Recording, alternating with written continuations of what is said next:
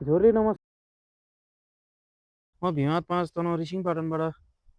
यो यहाँ पुल अब यहाँबाट पक्की पुल फोल्डिङवाला पुल बन्दैछ। यो पुल बन्ने क्रममा यहाँ हाम्रो काठे पुल छ तल। यहाँ हामी बाइकबाट हिँड्ने पुल हो यो। बाइक हिँड्छ यहाँबाट। अहिले चाहिँ यहाँ माथि खनेको यहाँ पुरेर त्यत्तिकै साफै नगरेर छोडेर हिँडेछ फेरि। अब यो आवाज नउठाएसम्म सफा हुँदैन क्या। अब माथि झलुङ्गे पुल पनि छ भनेर भन्नु होला। माथि झलुङ्गे पुलबाट बाइक हिँड्दैन। हामी काम गर्न जानुपर्छ बिहानै फेरि भीमा जानुपर्छ यहाँबाट। बर्खाको टाइम छ, पानी परिरहेको छ, खोला बढ्छ। अब यो आवाज नउठाइकन हुँदैन। आवाज उठाउँदाखेरि भन्दाखेरि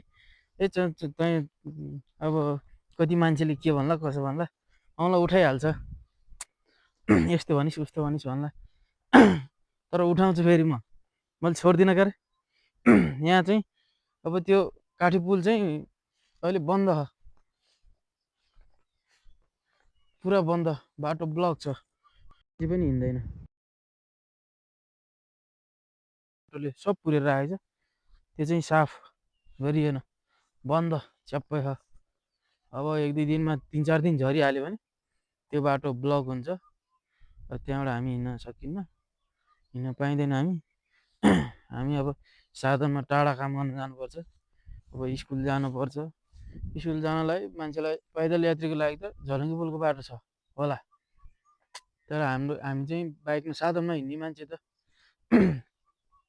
काम गर्न हिँड्ने मान्छे त साधनमा जानु पर्यो। अब बाइक पारी राख्यो भने कसैले के गरिदेला, अब तेलसेल निकालिदेला, यस्तो महँगी तेल, अनि बाइक साइक बिगारिदेला भन्ने डर हुन्छ। अब घाम पानी ओत हुँदैन, त्यसमा चाहिँ सुरक्षित हुँदैन। त्यही भएर चाहिँ यति बाटो चाहिँ साफ गरिदियो हुन्थ्यो भन्ने कुरो मेरो। धन्यवाद सबैलाई।